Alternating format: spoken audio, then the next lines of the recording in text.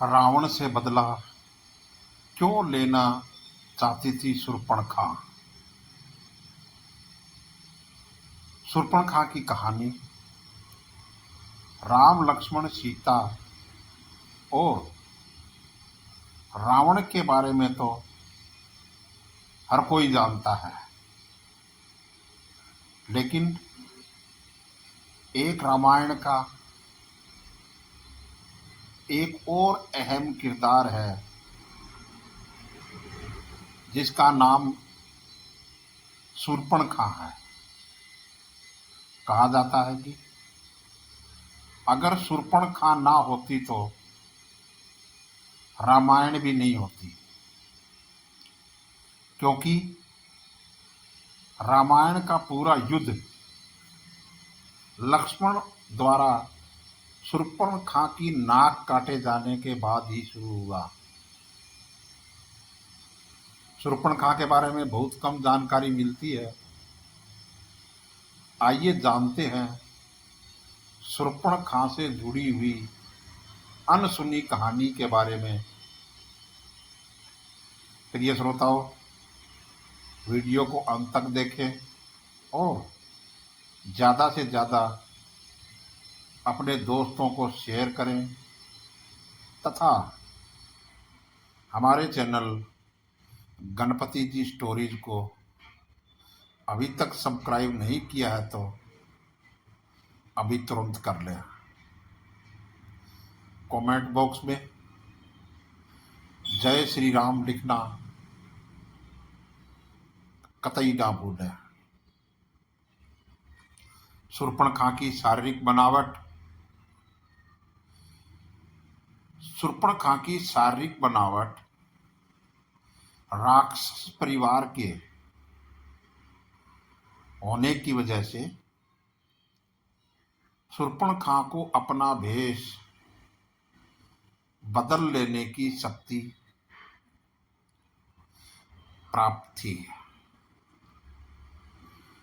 वो अपने चेहरे के रंग के साथ साथ अपनी आवाज भी बदल लेती थी। वाल्मीकि जी के अनुसार शूर्पणखा का रूप बहुत ही डरावना था। विधवा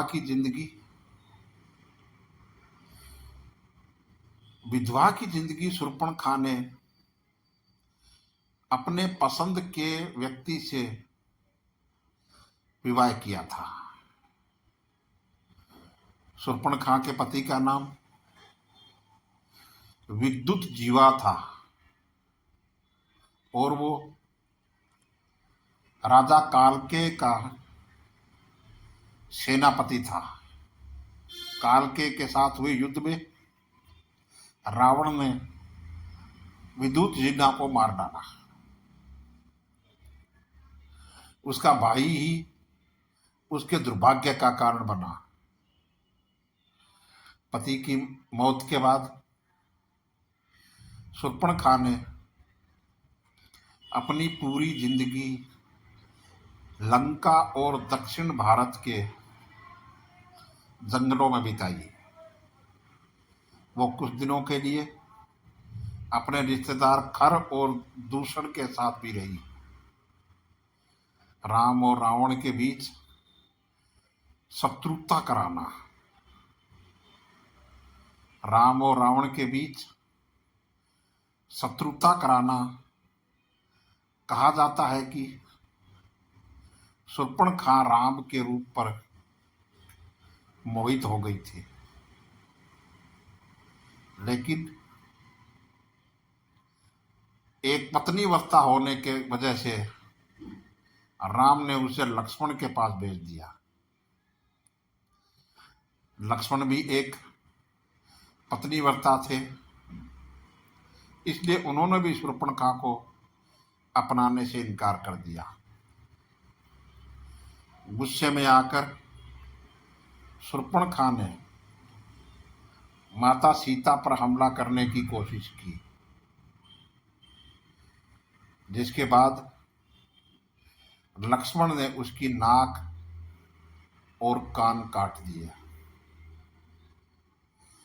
एक कहानी और, हालांकि एक कहानी ये भी है कि पति के मारे जाने के बाद वो अपने भाई रावण से बदला लेना चाहती थी, लेकिन उसे रावण की शक्तियों का एहसास था। जब उसने राम के पराक्रम के बारे में सुना तो रावण से बदला लेने की उसकी इच्छा फिर से जाग उठी। इसलिए उसने राम और रावण के बीच दुश्मनी पैदा करने का काम किया, जिसकी वजह से रावण ने सीता का अपहरण किया और अंत में राम के हाथों उसकी मृत्यु हो गई। शूर्पणखा का अंत। शूर्पणखा का अंत कहा जाता है कि राम और रावण की मौत के बाद शूर्पणखा विभीषण के साथ लंका में रह गई। कुछ सालों के बाद शूर्पणखा और उसकी सौतेली बहन कुंभिनी समुद्र के किनारे मृत अवस्था में पाई गई थी। कहानी पूरा सुनने के लिए आपका बहुत बहुत धन्यवाद। जय श्री राम, जय श्री हनुमान, जय श्री राम।